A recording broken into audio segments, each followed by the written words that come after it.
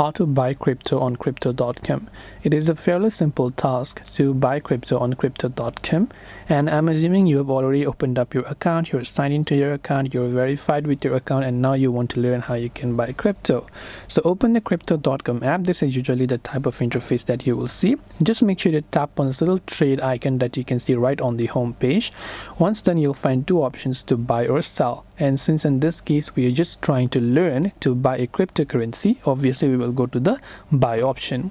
Once you go to the buy option, select the cryptocurrency that you want to buy, whether it is Bitcoin, Solana, Ethereum, Tether, USDT, Cardano, Ripple, or whatever else it is.